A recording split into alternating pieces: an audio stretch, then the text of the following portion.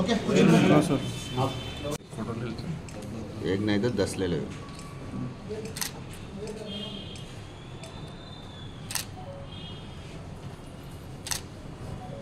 Mahankali police station పరిధిలోని old Boiguda లోపల Deepa engineering ఒక షాప్ ఉంటుంది.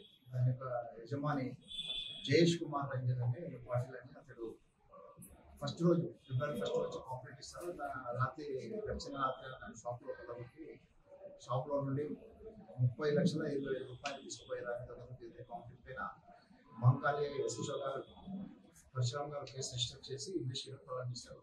ఈ ఇన్వెస్టిగేషన్ భాగంలోనే మేము మా సిపి గారి ఆదేశానుసారంగా మా డిసిపి సాధన రష్మి పెర్మల్ ఐపీఎస్ డిసిపి నార్జన్ గారి సూపర్విజన్ లోపల మేము 4 టీంలు తయారు చేయడం జరిగింది. మహంకాళి ఎస్హెచ్ఓ పరశురామ్ గారు ఒకటి, మహంకాళి డిఐ కుమార్ గారు ఒకటి, మరి Gangadhar SI Ramgopalpet and Srivardhan SI market inspector ద్వారా 4 టీంలు తయారు చేసి చాలా జాగ్రత్తగా పరిశోధన చేయడం జరిగింది. అయితే ఈ లాస్ట్ లోపల మనకు ఈ మహంకాళి ఏరియా లోపల లాడ్జ్ ఒకటి స్టార్ లాడ్జ్ అని ఒకటి ఉంటుంది. సితారా లాడ్జ్ ఆ లాడ్జ్ దగ్గర మనకు లీడింగ్ వచ్చింది.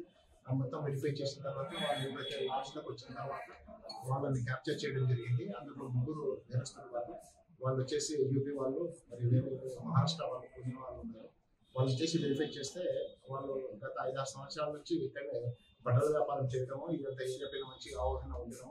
దాంట్లో భాగంగానే ఆ షాప్లో ఎవరు లేదని తెలిసి వాళ్ళు లాకేసిపోయారని తెలుసుకున్న తర్వాత ఆ షాప్కి రాత్రి ఆ రోజు 31 జనవరి 31 రాత్రి వాళ్ళు మధ్యరాత్రి షాప్ను లిఫ్ట్ చేసి దాంట్లో క్యాష్ తీసుకోవడం తెలిసింది.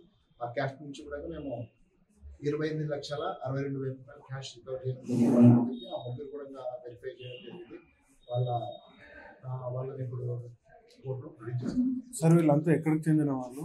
వీళ్ళంతా ఇప్పుడు ఇద్దరేమో యూపీ వాళ్ళు.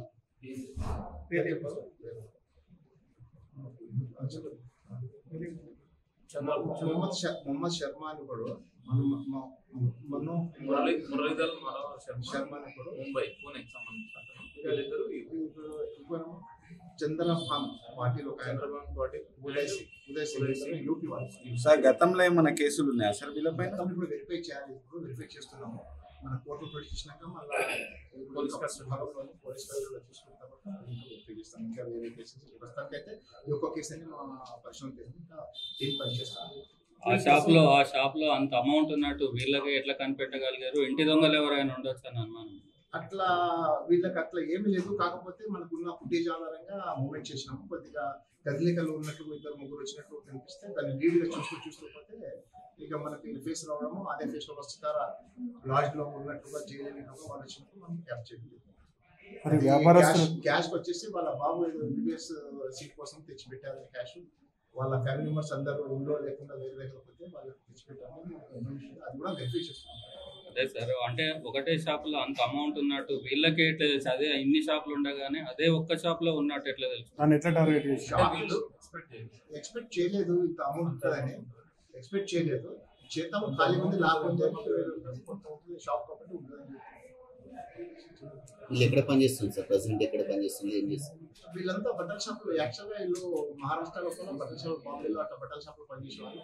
అక్కడ బట్టలు తీసుకొచ్చి అక్కడ నుంచి వారణాసి అక్కడ ఇక్కడ అమ్ముకోవడం. ఈ హైదరాబాద్ కూడా 5-6 సంవత్సరాల కింద కూడా పనిచేశారు వాళ్ళు.